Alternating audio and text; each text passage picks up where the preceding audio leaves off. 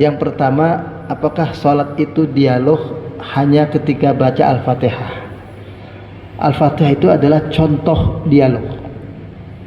Sholat itu sendiri dari sejak kita bertakbiratul ihram sampai salam itu adalah dialog kita dengan Allah.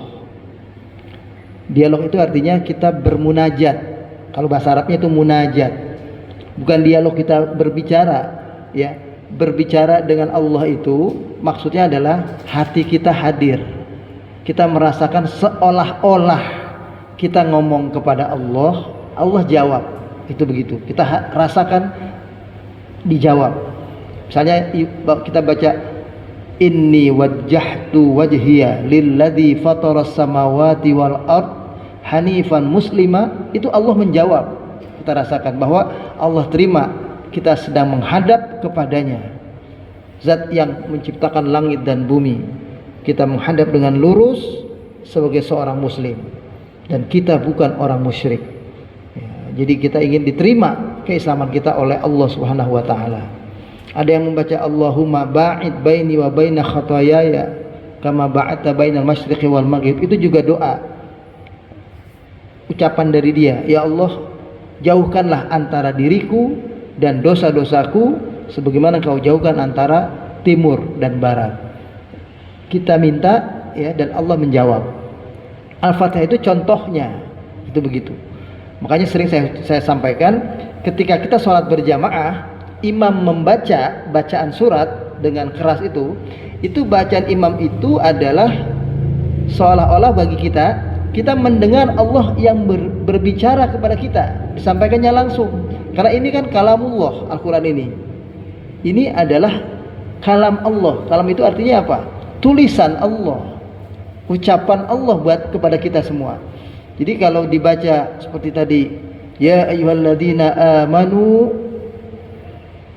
apa tadi baca, la tulhikum amwalukum wala auladukum an dzikrillah, ya. Wahai orang yang beriman, jangan sampai harta yang kalian miliki, anak-anak yang kalian miliki, ya, semua yang kita miliki di dunia ini membuat kita lupa dari mengingat Allah. Itu diingetin itu yang ngomong Allah. Mesti kita, iya Tuhan, ya, kan gitu, seolah-olah kayak begitu kita mestinya kalau kita paham. Makanya salah satu unsur orang khusyuk itu adalah memang tafhimu, ya, memahami apa yang mereka baca, apa yang mereka ucapkan dalam sholat. Jadi sholat itu memang harus kita pahami. Bapak-bapak, kita ibu-ibu semua boleh tidak bisa bahasa Arab, karena bahasa Arab bukan bahasa yang mudah juga. Tapi bahasa dalam sholat diusahakan dikuasai. Nah, itu begitu. Boleh nggak ngerti bahasa Arab, tapi bahasa sholat harus tahu. Jadi Al-Fatihah itu kita ngerti. Kita baca doa iftitah kita faham. Nah, itulah yang kita bisa merasakan jadi dialog, ya. Itu kalau kita sadari seperti itu, maka kita akan menikmati sholat itu. Apalagi imamnya bacanya jelas misalnya, kita akan terasa bahwasanya Allah berpesan. Itu bukan tadi istilahnya, kebetulan imamnya Pak Halimi yang menyampaikan, bukan. Yang menyampaikan itu Allah melalui suaranya Pak Halimi, kan gitu istilahnya. Waktu jadi imam itu kita mendengar suara Allah itu begitu. Itu tadi ada kalimat itu kaitannya dengan sedekah. Itu ada dikatakan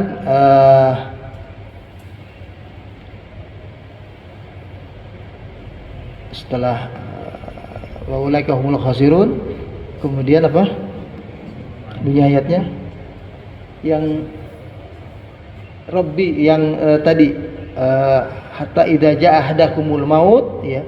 Jangan sampai kita lupa kalau sudah kita akan wafat, fayaqula rabbi, maka di antara kita baru ngomong begini, Rabbi laula akhartani, Tuhan seandainya engkau memberikan aku kesempatan sedikit aja waktu dari wafatnya misalnya jam 7 jadi jam 7.15 aja misalnya, minta sedikit aja. Ucapan kita adalah fa asaddaq itu dari kalimat fa atasaddaq. Jadi tasaddaq, atasaddaqu, itu sebetulnya. Atasaddaku, taknya dihilangkan, jadi sodnya itu ada siddah gitu. Fa'as-saddaku. Jadinya fa'as-saddaku. Itu asalnya atasaddaku. Aku akan bersedekah. Itu begitu. Jadi kita itu janji ke Tuhan demikian. Nah, itu kita jadi faham. Jadi sholat itu adalah dialog secara keseluruhan sampai salam. Termasuk kita baca duduk di antara dua sujud yang jadi doa itu Rabbighfirli warham, itu doa spesial buat kita sendiri. Dan doanya nggak boleh dibaca Rabbana ghfir lana, itu nggak boleh. Kalau duduk di antara dua sujud, itu doa individu kita dengan Allah itu. Kita yang minta untuk kita sendiri masing-masing. Ya, jadi kalau orang yang nggak sholat, ya nggak baca doa sendiri-sendiri berarti dia.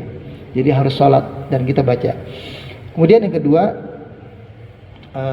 sedekah yang kedua ya, sedekah jariah. Sedekah jariah dengan sedekah biasa itu memang ada beda. Bedanya begini dulu kita harus pahami. Sedekah yang kita berikan ya, itu adalah makanya istilahnya sedekah atau sedekah dalam bahasa Arab. Bahasa Indonesianya sedekah ya. Jadi jangan salah paham, sedekah dengan sedekah sama ya, cuma istilah saja. Nah, sedekah itu adalah pembuktian kita membenarkan janji Allah bahwa kalau kita berbagi, kita akan Allah selamatkan. Itu makanya disebut sedekah atau sedekah. Di kata-kata sedekah yasduku, sedekah itu bukti kita membenarkan Allah menjanjikan kalau kita berbuat baik akan dibalas dengan kebaikan. Nah, itu begitu. Nah, bentuknya adalah kita sedekah harta. Sedangkan jariah itu artinya yang terus mengalir. Itu jaro yajri, terus berlaku, terus berjalan. Nah, itu yang dimaksud adalah konteksnya pertanyaan yang keempat tadi sekaligus.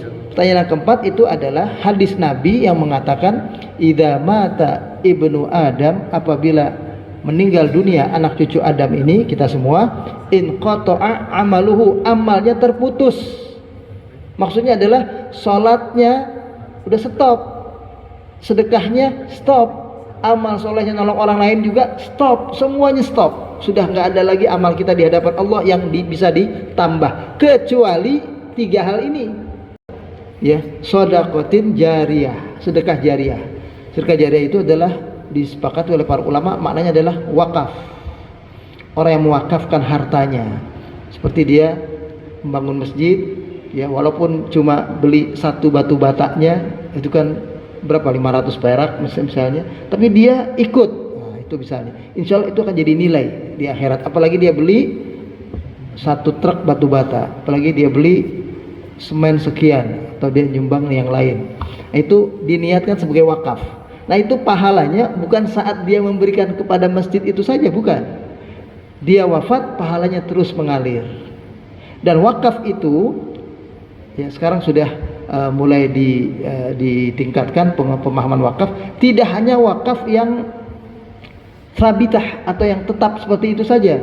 Jadi sudah ada sekarang istilah wakaf istithmari, wakaf produktif. Jadi wakaf yang kita berikan untuk suatu usaha yang dijalankan oleh kita dan teman-teman kita sendiri. Misalnya kita punya katakanlah pengurus masjid di sini, ya ada lembaganya di sini, kita putar. Jemaah memberikan uangnya di situ, uang ini dipakai usaha. Usaha ini untuk masjid, membiayai masjid buat bayar listrik, buat bayar ini, buat itu. Tapi ini dalam bentuk usaha. Nah, usaha yang diberikan itu namanya wakaf produktif. Yang boleh jadi lama kelamaan bukan hanya masjid ini aja yang bisa dibiayai, karena usahanya terus untung. Misalnya usahanya apakah ada warung atau ada apa usaha bersama dari masjid ini misalnya, lama kelamaan kebutuhan masjid ini sudah terpenuhi, maka berbagi nolong masjid yang lain. Nah, itu bisa begitu, nolong musola yang lain dan seterusnya. Jadi wakaf itu juga bisa berarti wakaf produktif. Jadi wakaf usaha. Nah, namanya usaha tentu ada untung ada rugi, dan tentu saja nanti tinggal dihitung sifatnya. Individunya juga mungkin dapat, wakafnya juga dapat misalnya. Ya katakanlah sebagai sebuah transaksi antara dua belah pihak disepakati, kita kalau untung bicara dari profitnya 100% katakanlah untungnya, jangan kita ambil 100%. Kita hanya ngambil 70% misalnya. 30% kita wakafkan. Wakafkan untuk apa? Untuk usaha itu lagi terus. 70% inilah baru dibagi antara si pengusaha dan pemodal. Itu misalnya. Ya, itu begitu. Itu namanya wakaf produktif. Ya, ke depan boleh juga kita mulai berpikir wakaf produktif. Karena kalau wakaf yang sabitah itu adalah wakaf ya bangun masjid selesai, atau bangun madrasah, bangun apa selesai. Tapi kalau wakaf produktif itu bisa berjalan terus, dan beberapa masjid ya seperti masjid di Jogokarian itu Jogja ya sudah mulai mengaktifkan wakaf produktif istilahnya. Baik, kemudian tadi pertanyaan lagi tentang kuburkan begitu saja. Dia maksudnya tidak anaknya nggak mau doakan. Oh, nggak mau doakan. Jadi anaknya nggak mau doakan karena anaknya itu menganggap bahwa ya sudah, ya. udah putus, baik, udah nggak ada gunanya katanya gitu, Pak. Ya, itu sangat rugi sekali. Kasihan bapaknya. Kita sebagai seorang muslim jangan pernah puas untuk kita setelah kita wafat dengan amal yang kita bawa lalu cukup. Kita harus merasa bahwa kalaupun kita dapat di alam barzah itu kenikmatan, kita ingin kenikmatan yang lebih. Dapat tempat yang luas, kita ingin lebih luas lagi. Dapat yang terang, ingin lebih terang lagi. Dan itu tidak bisa kita peroleh kecuali dengan doa orang yang masih hidup. Dan doa orang yang masih hidup itu yang paling utama adalah doa anaknya yang soleh. Jadi penyebutan hadis Nabi tadi setelah sedekah jariyah, ilmin yuntafa'u bihi, waladin sholihin yad'ulah, maksudnya adalah doa anaknya yang soleh yang dia didik dari dia kecil sampai dewasa menjadi anak yang berbakti kepada orang tuanya, yang ketika hidup dibantu ditolong orang tuanya, ketika wafat didoakan orang tuanya. Dan doa anak kepada orang tua terus menerus sampai dia wafat, sampai si anak itu wafat. Malah kita baca habis sholat itu mungkin masih nggak cukup. Ya. Rabbighfirli wali walidayya warhamhuma kama rabbayani shaghira, kita baca mungkin masih kurang. Harus kita baca dalam kesempatan-kesempatan yang lain. Ya. Karena doa kita itu akan memberikan perubahan keadaan beliau di alam kubur itu, di alam barzakh. Ya. Kuburan itu simbolnya saja. Nama alam mereka sesungguhnya adalah alam barzakh. Di alam barzakh itu adalah keadaan mereka. Orang di alam barzakh cuma dua, mun'amin atau mu'adzabin, tersiksa atau mendapat nikmat, hanya dua. Jadi kalau katakanlah dia punya kekurangan, mungkin akan ada siksaan walaupun sedikit. Dengan doa kita akhirnya nggak ada sama sekali siksaan itu begitu. Jadi semua terjadi karena sebab kita mendoakan orang tua. Dan doa anak kepada orang tua itu yang paling mustajab. Ya kalau doa-doa yang lain ya ustadznya, kiainya, ulamanya membantu, itu menguatkan. Tapi doa yang paling utama adalah doa dari anak yang soleh. Dan disebutkan anak yang soleh, artinya apa? Kita sebagai orang tua yang akan didoakan nanti kalau kita sudah wafat, itu harus mendidik mereka menjadi anak yang soleh. Itu maksudnya. Kitanya harus mendidik mereka. Karena kalau mereka nggak jadi anak yang soleh, jangan salahkan kalau nanti doa mereka itu banyak sekat-sekat. Kenapa? Anak itu nggak baik. Gitu. Anak itu kurang, jadi doanya nggak lancar, sekali diterima sekali tidak. Jadi ibaratnya itu kalau doa yang soleh, saringannya besar sehingga lolos semuanya, Allah ijabah insya Allah semuanya. Tapi kalau doanya anak yang pas-pasan, sholat kadang sholat enggak, nah itu mungkin doanya dengan saringan yang rapat, kadang berhasil kadang enggak, wallahu a'lam. Itu begitu. Jadi tetap harus didoakan. Itu keliru kalau ada anak tidak mau mendoakan orang tua. Bisa dicap anak durhaka juga, durhaka setelah orang tuanya wafat, walaupun dia waktu hidup berbakti kepada kedua orang tuanya. Ya, jadi doa kepada orang tua itu hukumnya wajib buat kita yang ngerti ya, yang saleh ini. Baik, kemudian yang langsung kalau orang tuanya durhaka gimana Ustaz? Kalau orang tuanya durhaka, durhakanya kepada siapa? Kepada Allah atau kepada dia? Kepada anaknya. Pada anaknya.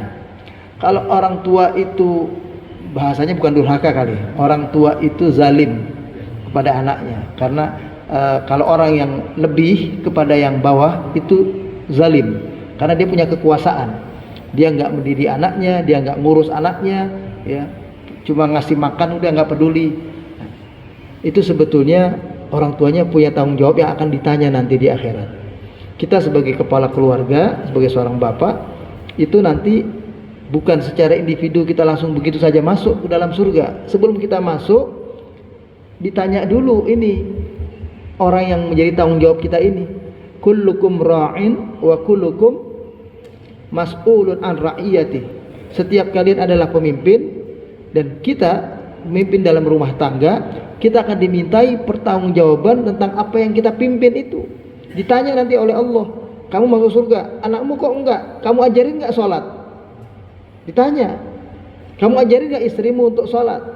Kamu ajarin enggak mereka untuk ibadah? Kalau suaminya bilang, ya saya waktu itu sibuk cari duit aja sudah, pokoknya saya kasih dia uang belanja, anak-anak saya kasih uang sekolah, sudah.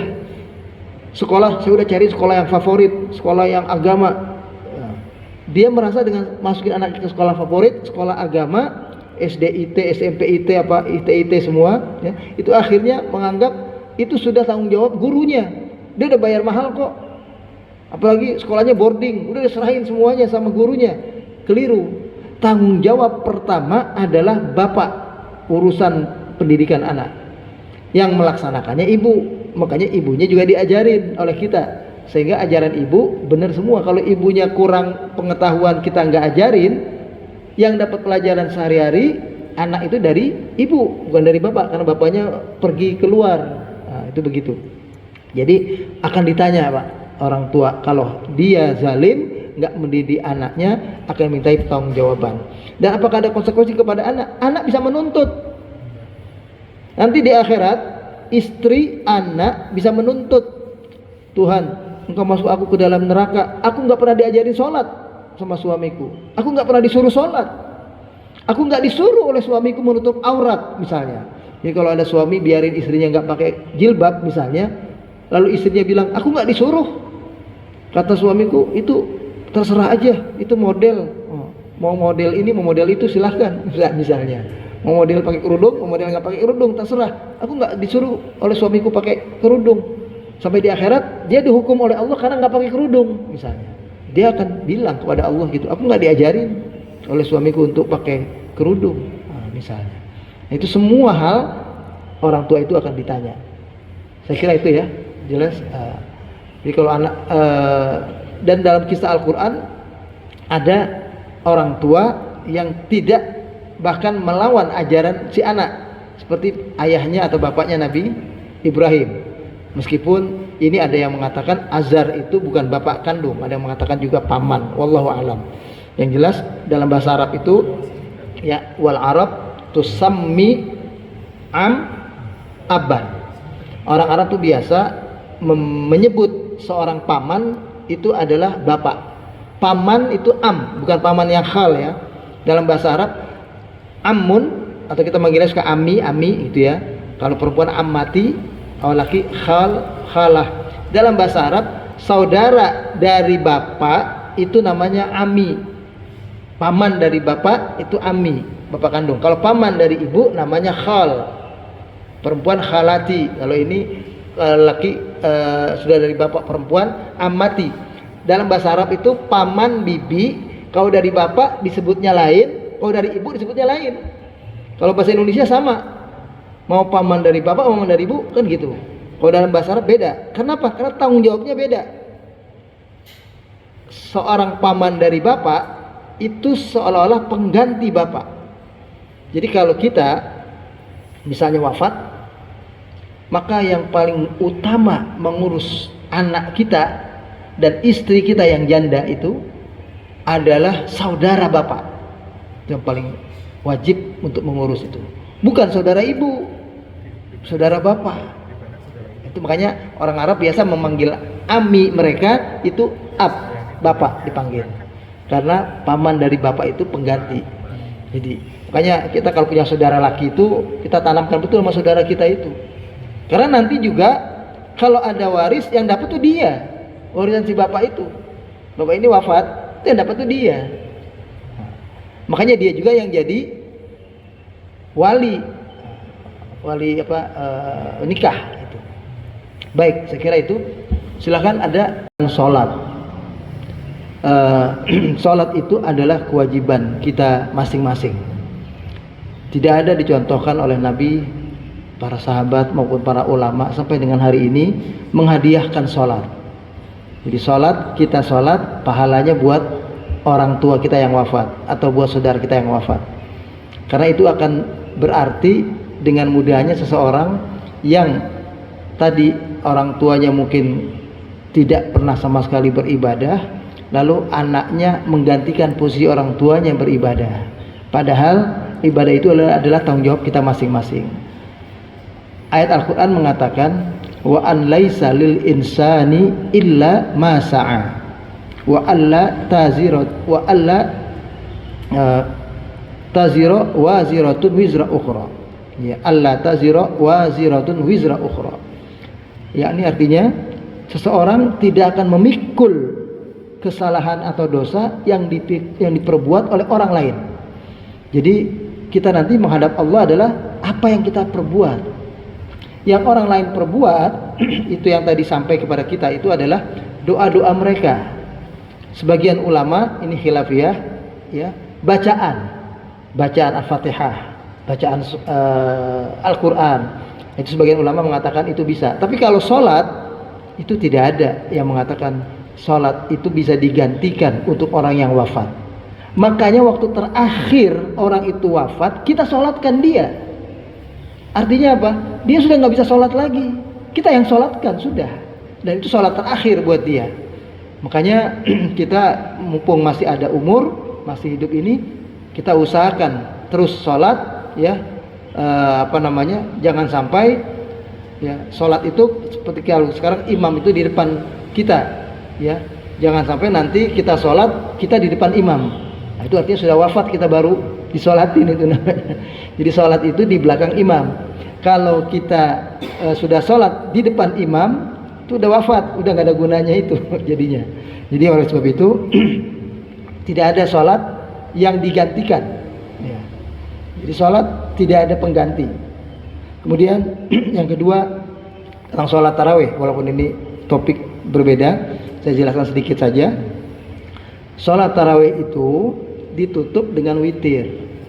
Witir itu sebaik-baiknya adalah di akhir dari sholat malam kita.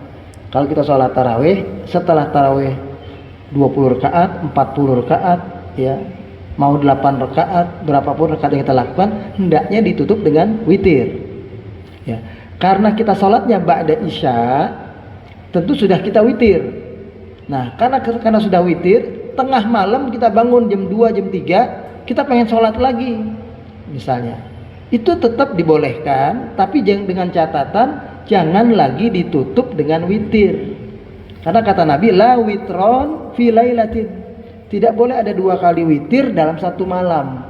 Karena witir itu menjadikan jumlah sholat malam itu ganjil. Kita sudah 23 misalnya, lalu kita bangun tengah malam sholat lagi dengan witir, katakanlah hanya 3 rakaat, kan jadi 26 jumlahnya. Padahal yang namanya sholat malam itu dihitung dari sejak sholat ba'da isya sampai sebelum subuh, sebelum fajar. Itu dihitungnya begitu. Jadi kalau kita mau sholat tengah malam lagi, boleh kita sholat, tapi jangan lagi ditutup dengan witir. Atau sebaliknya, kalau kita ingin sholat supaya kita bisa tutup lagi dengan witir, maka kita sholat waktu ba'da isya nggak sampai witir. Sholat hanya tarawih saja. Tapi kalau sendiri ya, tarawih saja, nanti tengah malam kita bangun, kita sholat lagi tarawih, tutup lagi dengan witir sebagai akhir, karena tadi yang ba'da isya belum witir kalau sholatnya sendiri. Tapi kalau kita sholatnya berjamaah, kita disuruh sholat sampai imam salam, imam sempurna. Karena siapa yang sholat malam bersama imam, ya, hatta yanfarida, sampai imam itu keluar. Jadi kita sholat misalnya di sini 23, imam sampai selesai 23, selesai sholat, kita kutibalahu sholatul lailatin, dihitung oleh Allah orang itu seperti sholat sepanjang malam. Kalau kita sholat dengan imam yang pakai witir, katakanlah 23, kita hanya 20, kemudian pulang, niatnya witir ntar aja di rumah, ya, itu memang kayak tadi itu cocok kalau kita sholat sendiri. Kalau kita berjamaah, sayang kita meninggalkan kesempatan nilai dari Allah Yang kalau kita sholat bersama imam sampai imam witir, kita dihitung sebagai sholat malam sepanjang malam. Jadi kalau imam itu 11, ikut 11, jangan 8. Kalau imam itu 23, ikut 23, jangan 20. Imam itu 41, ikut 41, jangan 38. Kalau kita ikut imam sampai selesai, kita ditulis oleh Allah sudah sholat sepanjang malam. Jadi kalau malam nanti nggak bangun lagi, itu udah dihitung sepanjang malam sebetulnya. Tapi kalau kita mau bangun lagi karena kita ingin hati kita lebih menikmati ibadah ini dalam bulan Ramadan, boleh, tapi jangan ditutup dengan witir. Jadi witirnya yang tidak boleh. Kalau kita bisa akhirkan, witir lebih baik diakhirkan. Tapi bukan harga mati kalau udah witir nggak boleh sholat, bukan. Bisa dipahami, ya. Jadi bukan harga mati kalau udah tutup dengan witir. Nah, kalau itu yang dipahami, maka sahabat Abu Bakar salah terus. Sahabat Nabi Abu Bakar selalu sholat witirnya sesudah sholat isya. Beliau itu, ya. Jadi kalau beliau sempat bangun tengah malam, beliau sholat qiyamul lail saja tanpa witir lagi. Sedangkan sahabat Umar itu selalu sholat witirnya diakhirkan menjelang subuh. Kedua-duanya begitu menghadap Nabi, Nabi benarkan. Dua-duanya betul. Yang satu menunjukkan orang yang penuh kehati-hatian, takut nggak bisa bangun, akhirnya ketinggalan sholat witir. Padahal sebisa mungkin kita setiap malam ada sholat yang kita lakukan. Nah kalau sudah sholat ba'da isya 3 rakaat, udah dihitung sholat malam. Walaupun jam 2, jam 3-nya nggak bangun lagi misalnya. Sedangkan sahabat Umar dinilai oleh Nabi ini menunjukkan orang yang sangat, terima kasih kembali. Yang pertama husnul khatimah dengan husnal khatimah. Itu kalau kita ngerti bahasa Arab, memang harus kita baca husnal khatimah. Karena husnal itu menunjukkan dia sebagai maf'ul. Allahumma inni as'aluka, itu memang mesti husnal khatimah. Kalau dia baca Allahumma inni as'aluka husnul khatimah, dia salah mengucapkan kalau bisa bahasa Arab. Tapi kalau bapak-bapak nggak bisa bahasa Arab, salah-salah dikit sama Tuhan mah dimaafin. Mau husnul khotimah, mau husnul khotimah, mau husnal khotimah, dimaafin. Tapi kalau ngerti bahasa Arab, baca husnul khotimah, disalahin Tuhan. Ente kan udah ngerti, kok bacanya begitu? Kayak gitu. Jadi yang benar memang husnal khotimah, karena minta. Jadi kita minta itu seperti minta amalan mutakabbala, ilman nafi'an. Nggak boleh kita bilang Allahumma inni as'aluka ilmun nafi'un, itu salah. Minta ilman nafi'an. Nah, itu dalam bahasa Arab gitu. Jadi bunyinya kalau dia tunggal isim itu mufrad itu, maka bacanya fathah. Husnal khatimah. Kalau husnal khatimah ini kebetulan dia mudhaf ilaih. Jadi husnal khatimah itu yang benar. Tapi kalau orang nggak ngerti bahasa Arab, baca husnul khatimah, baca husnil khatimah, insya Allah juga boleh atau dibenarkan. Baik, yang kedua tentang ini ghibah atau bukan. Kalau yang dibicarakan itu adalah kepentingan umum, kepentingan bersama untuk amar ma'ruf nahi munkar supaya umat ini terbuka matanya, itu bukan ghibah. Ya. Jadi acara seperti yang disampaikan oleh Refli Harun atau siapapun banyak, dia mengungkapkan tentang seseorang, dan seseorang itu bukan dia kuliti kepribadiannya. Kalau dia udah ngomong, tahu nggak, dia itu tiap malam itu berzina, dia itu tiap malam itu mabuk, itu sudah pribadinya. Atau dia ngomong tentang dia itu tiap malam sebelum tidur pukuli dulu istrinya, itu kepribadiannya. Tapi kalau yang dibicarakan juga adalah tindak tanduknya sebagai pejabat publik yang tidak bisa tidak, orang harus tahu karena dia harus jadi contoh. Ya. Jadi contoh bagi kita semua. Maka orang yang tidak tahu jadi menjadi tahu karena diberitahu, itu malah orang itu berpahala. Ya. Orang itu jadi berpahala, bukan ghibah. Ghibah itu kalau membicarakan pribadi orang itu. Oleh sebab itu juga jangan terlalu berlebih-lebihan. Ya, jadi di situ dia punya kesalahan juga kalau dia berlebih-lebihan sampai itu jadi olok-olok yang akhirnya membuat orang bencinya bukan kepada perbuatannya, bencinya kepada pribadi orang itu. Tolong digarisbawahi, kita kalau membicarakan orang lain yang kita tidak sukai dan kita bicarakan untuk orang banyak tahu, itu adalah perbuatan buruknya, bukan orangnya. Orangnya tidak boleh kita benci karena dia adalah urusan dia dengan Tuhan sebagai pribadi. Tapi karena dia adalah pejabat publik, perbuatannya itu mengena pada orang lain. Nah, itu orang lain perlu tahu. Misalnya kalau ada pilkada lagi, pilpres lagi, supaya jangan salah pilih, misalnya itu begitu. Atau ada orang mau mendukung secara khusus, supaya dia lagi tidak mendukung lagi secara khusus. Kenapa? Karena dukungannya adalah keliru, karena orang itu ternyata tidak betul misalnya. Wallahu a'lam. Jadi istilahnya itu bukan ghibah. Kalau ghibah itu membicarakan aib orang lain, yang orang lain itu memang mengerjakannya benar, dia salah itu. Misalnya kita ada orang yang jadi teman kita tahu dia suka katakanlah ke diskotik atau apa misalnya kayak gitu, tempat-tempat maksiat kita tahu dia, lalu kita cerita sama orang lain, tahu nggak dia ke masjid, tapi dia juga ke diskotik melulu itu, ke masjid tapi dia misalnya, itu namanya membicarakan aib dia. Lain hal kalau kita membicarakan kesalahan dia karena dia adalah contoh, dia imam misalnya, ini maaf kita yang jadi imam masjid di sini atau yang menjadi pengurus di sini itu juga secara nggak langsung jadi contoh. Kalau perbuatan jamaah itu lagi azan nggak sholat, masih duduk situ aja ngopi ngerokok, padahal udah orang sholat di sini, itu orang biasa.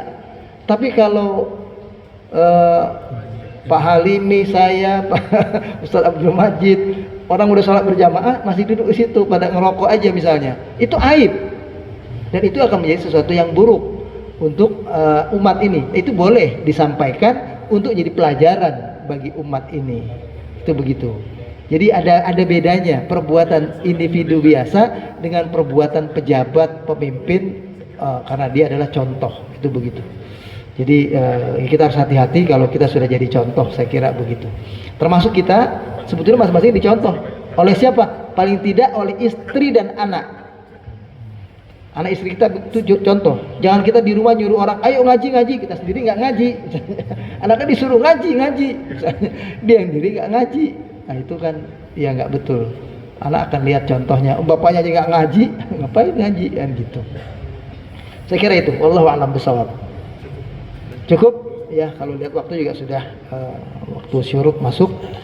Baik para jemaah sekalian, mudah-mudahan apa yang kita kaji ini ya, dan insyaallah ba'da kita kaji ini kita nanti sholat, insyaallah Allah nilai sebagai amalan kita yang disetarakan dengan ibadah haji dan umroh kata Nabi ya. Mari kita tutup dengan doa. Allahumma a'inna ala dzikrika wa syukrika husni ibadatik. Allahumma ighfir lana warhamna waghfir warham aba'ana wa ummahatina wa ikhwanana al-muslimin alladhina sabaquna bil iman wa la taj'al fi qulubina ghillan lil ladzina amanu rabbana innaka ra'ufur rahim. Allahumma inna nas'aluka ilman nafi'an wa rizqan tayyiban wa amalan mutaqabbala. Rabbana atina fid dunya hasanah wa fil akhirati hasanah wa qina adzaban nar. Wa sallallahu ala sayyidina Muhammad wa ala alihi wa sahbihi wa sallama tasliman katsira walhamdulillahi rabbil alamin. Wallahu waliyut taufiq. Assalamualaikum warahmatullahi wabarakatuh.